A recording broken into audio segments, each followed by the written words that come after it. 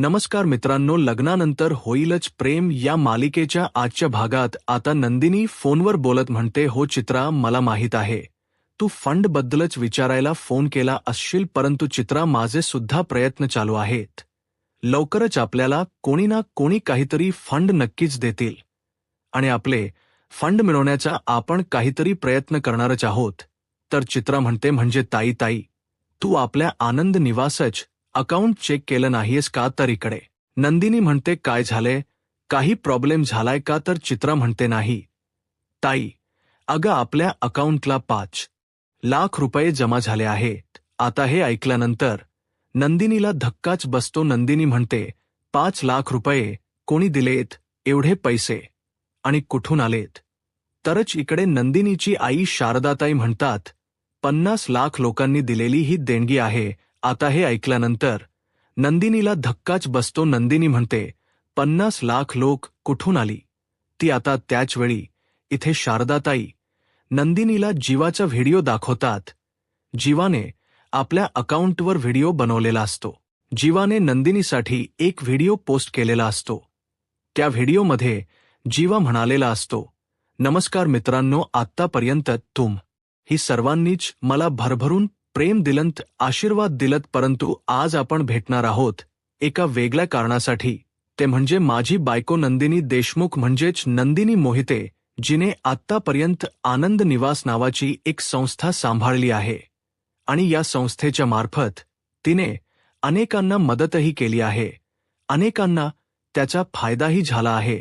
आजही ती आनंद निवाससाठी झटत आहे, परंतु झटत असताना शेवटी या सगळ्यासाठी पैसा सुद्धा तितकाच महत्वाचा असतो. आज आनंद निवास फंड संपत आले आहेत आणि त्यासाठीच ती झटत आहे, परंतु फंड कुठून जमा करायचे हे तिलाही समजत नाहीये, कारण कोणाकडून असे पैसे मागून घेणं हे तिच्या तत्वातच वसत नाही.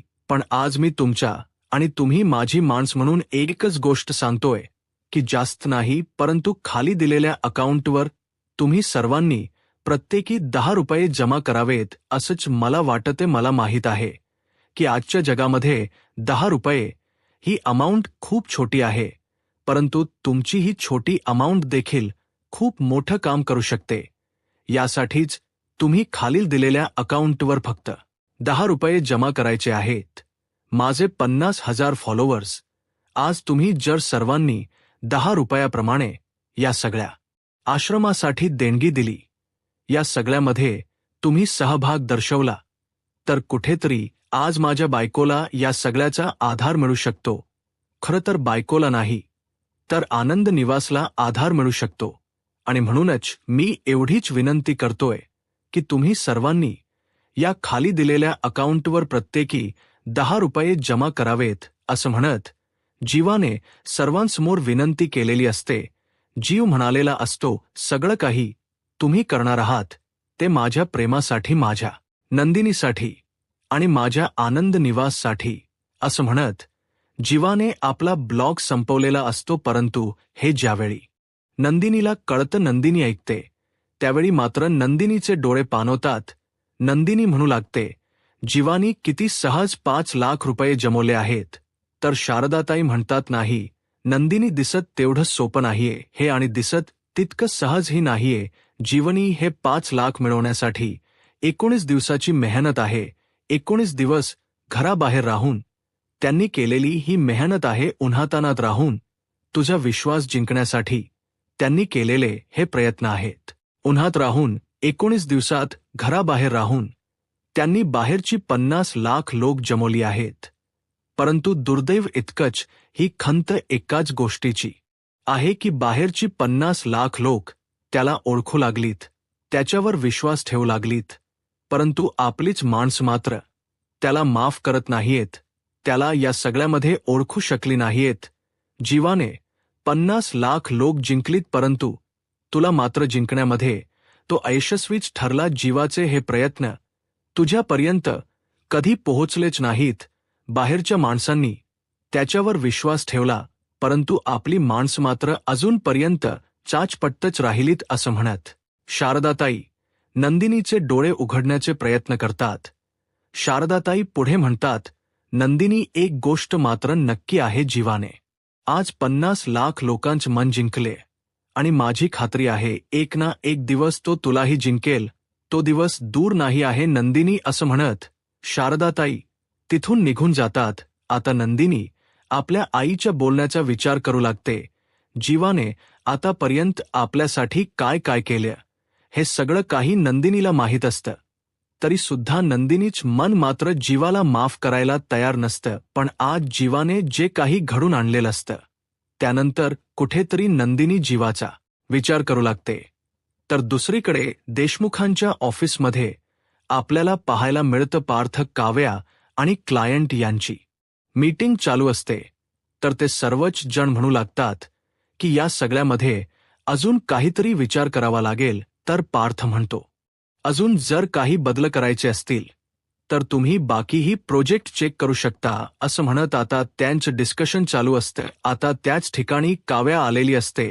काव्या पार्थला इशाऱ्याने आवाज देण्याचा प्रयत्न करत असते, परंतु पार्थचा काही लक्ष नसतो. पार्थ आपल्या कामामध्ये बिझी असतो. म्हणूनच काव्या आता स्वतःहूनच तिथे मीटिंगच्या ठिकाणी येते आणि म्हणू लागते, एक मिनिट, सॉरी हा, परंतु देशमुख तुम्ही तुमचा टिफिन विसरला होता, तोच घेऊन आली आहे. तर आता मात्र रम्या चिडते आणि म्हणू लागते, तुला एवढेही कळत नाही का IAS होणाऱ्या काव्या? देशमुख, अहो इथे मीटिंग चालू आहे आणि असं मीटिंगमध्ये शिरणं हे किती चुकीचं आहे. तर त्याचवेळी पार्थचे क्लायंट काव्याला म्हणतात, काव्या मॅडम तुम्ही IAS करत आहात का? तर काव्या म्हणते, हो. तर ते म्हणतात, तुमचा एक व्हिडिओ पाहिला. डॅशिंग काव्याजी नव्याच्या पाठीशी खंबीरपणे उभी आहे. काव्या म्हणते, थँक यू सर, परंतु कसं आहे ना, मी काही वेगळं केलं नाहीये. मी तेच केलं जे प्रत्येक बायको आपल्या नव्यासाठी करत असते. प्रत्येक बायको आपल्या नव्याच्या पाठीशी खंबीरपणे उभी असते आणि मी सुद्धा माझ्या नव्याच्या पाठीशी अगदी खंबीरपणे उभी आहे. हाहीच दाखवणारा तो व्हिडिओ होता. परंतु सॉरी, तुमची मीटिंग चालू असताना मी इथे तुम्हाला डिस्टर्ब केलं. मी येते. परंतु त्याचवेळी पार्थ काव्याला म्हणतो, काव्या तू बाहेर थांब, मी आलोच. आता मात्र रम्याचा चांगला चळफळाट होत असतो. काव्या तिथून निघून जात असते. परंतु त्याचवेळी पार्थचे क्लायंट पार्थला म्हणतात, आता तुम्ही म्हटल्याप्रमाणे या प्रोजेक्टमध्ये देवघर आहे, यामध्ये स्विमिंग पूल आहे, वर्क फ्रॉम होमसाठी तशी स्पेसही आहे आणि सगळ्यात महत्त्वाचं म्हणजे सगळ्याच बेसिक गोष्टी आहेत. परंतु यामध्ये काहीतरी कमी आहे आणि ते पूर्ण होणं गरजेचं आहे असं आम्हाला तरी वाटते. हा प्रोजेक्ट टॉप 20 मध्ये घेऊन जायचं असेल तर यामध्ये काहीतरी बदल व्हायलाच हवा. यामध्ये असं काहीतरी वेगळ्या गोष्टी हव्यात की ज्या गोष्टी सगळ्यांनाच आवडतील. आता हे सर्व बोलणं काव्याने ऐकलेलं असतं. काव्या लगेच म्हणते की मी तुम्हाला काहीतरी सुचवू शकते का, कारण पार्थचं आयुष्य आणि ह्या प्रोजेक्ट मी नक्कीच पूर्ण करू शकते. आता हे ऐकल्यानंतर रम्या काव्यावर चिडते आणि म्हणते, तू अजूनही गेली नाहीयस का? नाही म्हणजे तुला पार्थ म्हणाला ना की बाहेर थांब आणि तरी सुद्धा तू अजूनही इथेच आहेस. एवढंही कळत नाही का IAS शिकणाऱ्या मुलीला? त्यामुळे प्लीज काव्या तू बाहेर थांब, कारण यानंतर आमची महत्त्वाची मीटिंग चालू आहे. त्यात या सगळ्यामध्ये तुला पडायची काहीच गरज नाहीये. तर पार्थ रम्याला म्हणतो, एक मिनिट रम्या बोला. काव्या, पार्थ देशमुख तुम्ही हा प्रोजेक्ट कसा पूर्ण करणार आहात? आता मात्र काव्या खुश होते, नकळतपणे का होई ना, परंतु पार्थने काव्याच्या नावापुढे आपलं नाव जोडलेलं असतं आणि सगळ्यांसमोर आपल्या बायकोचा दर्जा तिला दिलेला असतो. आता मात्र रम्याचा चांगला चळफळाट होत असतो. रम्या रागानेच पार्थकडे पाहत असते. तर दुसरीकडे मोहित्यांच्या घरी आता नंदिनी पुन्हा एकदा जीवासाठी पोहे घेऊन येते आणि म्हणू लागते, आता सांगा टेस्ट कशी आहे? आता नंदिनी स्वतःहूनच जीवासाठी पोहे घेऊन येते आणि म्हणून जीवा खुश होतो. पोहे खाऊन पाहतो तर ते पोहे त्याला आवडलेले असतात. जीवा म्हणतो, आता कुठे पोह्यांना टेस्ट आली आहे? म्हणजे तुझ्या हातची चव मिठामध्ये उतरली असेल आणि मिठाची चव पोह्यांमध्ये. तर नंदिनी म्हणते, सॉरी जीवा, मी तर खरंतर त्या पोह्यांमध्ये मीठ घालायलाच विसरले होते. पण काय करू माझा कुठे लक्षच लागत नव्हता, कारण फंड जमा होत नव्हते आणि फंड कुठून मॅनेज करायचे हेही कळत नव्हते. आणि म्हणूनच मला काहीच कळत नव्हतं, कारण फंड मिळणं खूप गरजेचं होतं. जर आश्रम चालवायचं असेल तर त्यासाठी फंड असणं गरजेचं आहे. आणि या सगळ्या विचारांमध्ये मी पोह्यांमध्ये मीठ घालायची विसरूनच गेले होते. पण जीवा, तुम्ही जी काही जादू केली, तुम्ही जे काही मॅजिक केलं, त्यामुळे आज आमच्या आनंद आश्रमच्या फंडमध्ये 5 लाख रुपये जमा झालेत. थँक्यू जीवा. तर जीवा म्हणू लागतो, बायकोसाठी काय पण कसं आहे ना नंदिनी, मी तुला दुःखात किंवा कुठल्याही विचारात नाही पाहू शकत. जर तुला दुःख होत असेल, त्रास होत असेल, तर त्यासाठी मी काही करायला तयार होईल, कारण माझ्या बायकोसाठी मी काही करायला तयार आहे. हे ऐकताच नंदिनीलाही खूप आनंद वाटत असतो. नंदिनीलाही कुठेतरी जीवाचा आधार वाटत असतो. नंदिनी आता मागचं सगळं नकळतच विसरून गेलेली असते. ती जीवाला म्हणू लागते, जीवा खरंच मला तुमचा अभिमान वाटतो. जीवा म्हणतो, ते सगळं जाऊ देत, पण तू पोहे खाल्लेस का? नंदिनी म्हणते, नाही, मी नाही खाल्लेत अजून, पण तुम्ही खाऊन घ्या, मग मी पोटभर खाईनच. जीवा म्हणतो, नक्की खाशील ना? नाहीतर मी भरवायला येईन. पण खरंच सांगू का नंदिनी, तुझ्या हातचे पोहे म्हणजे अप्रतिम. सुदामाच्या पोह्यानंतर तुझाच नंबर लागेल. घेत नसतं. आता हा प्रोजेक्ट सर्वांना आवडलेलाच असतो. सर्वजण काव्याच कौतुक करत म्हणतात, हो, हे प्रोजेक्ट तर आम्हाला भरपूर आवडले, हा प्लॅन खूपच आवडला आहे. परंतु या प्रोजेक्टच नाव मग सिक्सर नसेल तर त्यासाठी दुसरं नाव शोधावंच लागेल. तर पार्थ म्हणतो, आम्हाला थोडा वेळ द्या, आम्ही नक्कीच यासाठी नवीन नाव शोधू. तर रम्या म्हणते, हो, आम्हाला थोडा वेळ द्या, आम्ही नक्कीच नाव सुचवण्याचा प्रयत्न करू आणि या सगळ्यातच विचार करून आम्ही तुम्हाला नक्कीच सांगू. तर काव्या म्हणते, पण मी काही सुचवू का? तर आता सर्वजण काव्याकडे पाहू लागतात. आता पार्थने परवानगी देताच काव्या म्हणू लागते, आतापर्यंत या प्रोजेक्टमध्ये 6 गोष्टी होत्या आणि म्हणूनच या प्रोजेक्टच नाव तुम्ही सिक्सर असं ठेवलं होतं. परंतु आता या प्रोजेक्टमध्ये अजून एक गोष्ट ॲड झाली आणि या प्रोजेक्टमध्ये एकूण 7 गोष्टी झाल्या आहेत.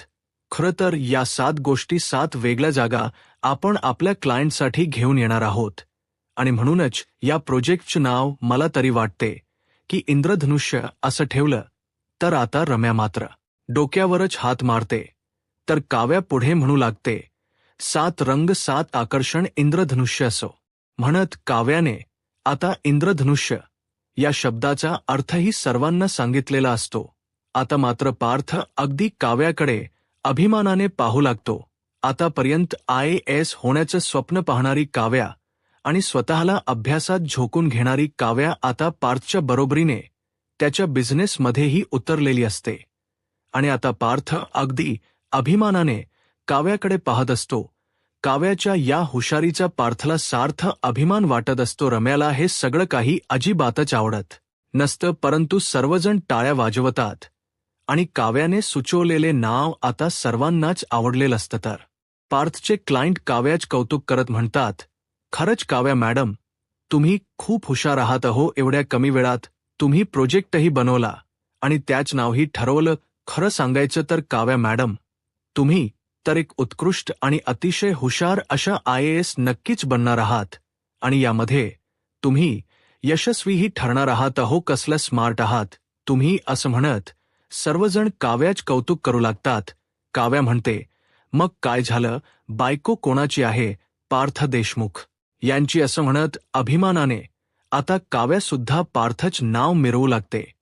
तर आता पार्थ पुढे म्हणतो, काय आहे ना, काव्या देशमुख IASचा अभ्यास करतच आहेत. परंतु मला खात्री आहे काव्या की तुम्ही एक हुशार IAS ऑफिसर नक्कीच व्हाल, कारण तुमच्यामध्ये असणारी क्षमता आणि तुमच्यामध्ये असणारी चमक सगळ्यांनाच दिसून येत आहे.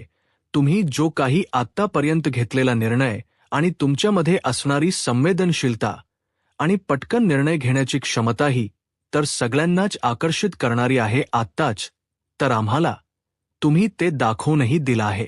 पार्थ काव्याला म्हणतो, खरंच तुम्ही ग्रेट आहात. तर आता काव्या पार्थकडे पाहते आणि पार्थही काव्याकडे पाहत असतो. दोघेही एकमेकांच्या नजरेत हरवून गेलेले असतात. परंतु या सगळ्यामध्ये रम्याची मात्र चांगलीच फजिती झालेली असते. तर दुसरीकडे पाहायला मिळतं मालिनी ताई देवबाप्पाला नमस्कार करतात आणि देवबाप्पा जवळ दिवा लावत म्हणतात, देवबाप्पा गणपती बाप्पा माझ्या मुलांवर सुनांवर तुझं कायम लक्ष असू देत. कुठे आहे माझं दुसरं पोर, काय करत असेल बायकोला जिंकण्यासाठी. आज घराबाहेर पडला आहे. आज घराबाहेर राहून तो आपल्या बायकोला जिंकण्याचा प्रयत्न करत आहे. परंतु या सगळ्यामध्ये माझ्या पोराला किती त्रास होत असेल, माझं पोर किती त्रास सहन करत असेल. बाप्पा माझ्या पोरावर, माझ्या जीवावर तुझं लक्ष असू देत. मला माझ्या जीवाची काळजी वाटत आहे, परंतु त्याचं प्रेम त्याला लवकरात लवकर मिळू देत आणि माझा जीवा घरी येऊ देत. माझ्या जीवाच्या चेहऱ्यावरचा आनंद मला पाहायचा आहे. आता मालिनीताई जीवासाठी देवासमोर प्रार्थना करत असतात. परंतु त्याच वेळी जीवा देशमुखांच्या घरी आलेला असतो. जीवा मोठ्यानेच म्हणतो, तथास्तु मालिनीताई गणपती बाप्पाला म्हणतात, बाप्पा हे काय मी तुझ्या समोर प्रार्थना केली आणि आता दिवसाढवळ्या मला जीवा असल्याचे भास होत आहेत. जीवा घरी असल्याचे भास का होतायत. जीवाचा आवाज माझ्या कानी का पडतोय. परंतु त्याचवेळी जीवा मोठ्यानेच बोलतो. मालिनी ताई मागे येऊन पाहतात तर जीवा आलेला असतो. मालिनी ताई म्हणतात, जीवा तू. जीवा म्हणतो, हो मी चालोय काय मातोश्री. असं म्हणत जीवा आता मालिनी ताईंना उचलून घेतो आणि सोफ्यावर बसवत म्हणतो, शांत बसायचं आणि हो आता मला तुमच्या मांडीवर डोकं ठेवून शांत झोपायचं आहे. जीवा आपल्या आईच्या मांडीवर डोकं टेकवतो आणि म्हणू लागतो, मातोश्री खरंच तुमच्या मांडीवर डोकं ठेवल्यावर किती शांत वाटते. तर मालिनी ताई जीवाला विचारतात, जीवा बाळा तू कसा आहेस. असं म्हणत मालिनी ताई जीवाच्या डोक्यावरून मायेने हात फिरवत जीवाची काळजीनेच विचारपूस करतात. जीवा म्हणतो, हम तो एकदम बढिया है. तर आता मालिनी ताई म्हणतात, अरे ही कुठली भाषा आहे. तर जीवा म्हणतो, हो मी तुला सांगायलाच विसरलो, गुड्डू आहे ना त्याची ही भाषा आहे. म्हणजे तयाबलीने मला अडवण्यासाठी गुड्डूला ठेवला आहे. तर आता हे ऐकल्यानंतर मालिनी ताई म्हणतात, कोण गुड्डू कोण तयाबली. तर आता जीवा म्हणू लागतो, तयाबली म्हणजे नंदिनीचा बाप. मालिनी ताई म्हणतात, अरे काय बोलतोयस. हे तर जीव म्हणतो, सॉरी नंदिनीचे वडील त्यांनी काय केलं आहे, मला अडवण्यासाठी गुड्डू नावाचा वॉचमॅन ठेवला आहे आणि त्याचीच भाषा आहे. पण मी काय केलं, त्या गुड्डूशीच मैत्री केली आणि आता आमचं छान जमतं. तांबडा पांढरा रस्सा म्हणू नको आणि त्याच्या हातच जेवण म्हणू नको, आम्ही मस्त एन्जॉय करत असतो. तर जीवा म्हणतो की खरंच गुड्डू खूप चांगला माणूस आहे. तर मालिनी ताईंना खूप वाईट वाटतं. मालिनी ताई जीवाला म्हणतात, म्हणजे तू वॉचमन सोबत राहतोस का. तर जीवा म्हणतो, काय झालं, वॉचमन माणूस नसतो का. तर मालिनी ताई म्हणतात, मी असं कुठे म्हणाले, मला फक्त एवढंच म्हणायचं आहे की तू वॉचमन सोबत राहतोयस. देशमुखांचा मुलगा असा घराबाहेर पडून उन्हातानात रिक्षात झोपणं, वॉचमॅन सोबत राहणं, हे सगळं काही पाहून माझाही जीव तुटतोय. एक काही म्हणून बाकी काहीच नाही. तर जीवा म्हणतो, मातोश्री आता रडायची काहीच गरज नाही, कारण तुम्ही रडलात तर मला वाईट वाटणार. तर मालिनी ताई म्हणू लागतात, अरे मी रडत नाहीये, परंतु तुझी काळजी वाटते, सगळं काही ठीक होईल ना. जीवा म्हणतो, काळजीच करू नका मातोश्री, लवकरच सगळं काही ठीक होणार आहे. आणि हो आता माझ्या प्रयत्नांना हळूहळू का होई ना, परंतु यश मिळत आहे. मालिनी ताई जीवाला म्हणतात, जीवा सॉरी पण मी तुला रोज यासाठीच फोन करत नाही. तुला फोन केला की माझे अश्रू अनावर होतील. मला तुझी रोज आठवण येत असते. रोज माझा जीवा काय करत असेल हा प्रश्न माझ्या मनात असतो. रोज वाटत असतं की माझ्या जीवाला फोन करावं, त्याच्याशी बोलावं, पण नाही. तसं जर केलं तर तुझ्या या प्रयत्नाच्या आड येण्यासारखं होईल. खरं सांगू का, जेवायला बसताना पहिला घास घेतल्या क्षणी हात तिथेच थांबतो, कारण माझ्या जीवाची आठवण मला येत असते. मागे गणेश जयंतीला तर मला तुझी खूप आठवण आली होती, पण मी तुला फोन नाही करू शकले. जीवा जीवा म्हणतो मातोश्री आता. रडायचं नाहीये असं म्हणत आता जीवा आपल्या आईला सावरत असतो. त्याचवेळी मालिनी ताईंच लक्ष जीवाच्या चेहऱ्यावर आलेल्या ॲलर्जीकडे जातं. मालिनी ताई म्हणतात, हे काय, हे कसले डाग आहेत? जीवा, तुला ॲलर्जी झाली होती का? जीवा म्हणतो, नाही, बाहेर लॉनवर झोपलो होतो ना, मग तिथे भरपूर मच्छर होती म्हणून हे झालं असावं. परंतु मालिनी ताईंच्या लक्षात येतं की जीवाला ॲलर्जी झाली. मालिनी ताई म्हणतात, जीवा खोट बोलू नकोस, मी नंदिनीला फोन करू का? आता मात्र जीवा शांतच होतो. तर येणाऱ्या पुढील भागामध्ये आपल्याला पाहायला मिळतं काव्या पार्थला म्हणते, IASच्या एक्झामचं सेंटर डिक्लेअर झालं आहे. तुम्ही याल का मला सोडायला? आता पार्थ काव्याकडे पाहू लागतो. काव्या म्हणते, मला तुम्हाला सगळं काही सांगायचं आहे. मला तुमच्याशी खूप काही बोलायचं आहे. आपल्या आयुष्याचा, आपल्या नात्याचा हा नवीन प्रवास मला घडवायचा आहे आणि नवीन प्रवासाला सुरुवात करायची आहे. मला सगळं काही तुम्हाला सांगायचं आहे आणि म्हणूनच हा प्रवास हे एक चांगलं निमित्त ठरू शकतं. याल ना तुम्ही मला सोडायला? असं म्हणत काव्याचे डोळे पाणावलेले असतात. पाणावलेल्या डोळ्यांनीच काव्या पार्थला विचारते. त्यावेळी पार्थलाही खूप वाईट वाटतं. पार्थही काव्याकडे पाहू लागतो. तर दुसरीकडे जीवा आणि नंदिनी आता चित्राच या लग्नात पोहोचलेले असतात. तर चित्रा म्हणू लागते की जीवानंदिनी सारखा आमचाही संसार अगदी सुखाचा होऊ देत. तर जीवा म्हणतो, या नात्यामध्ये दोन गोष्टी असतात, म्हणजेच दोन जोडीदार असतात.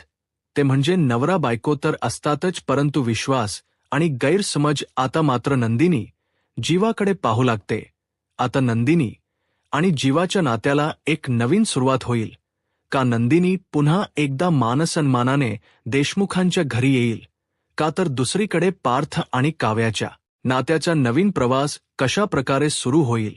आता पुढे काय होईल हे पाहायला आत्ताच माझा महाराष्ट्र या यूट्यूब चॅनलला सबस्क्राईब करा. धन्यवाद.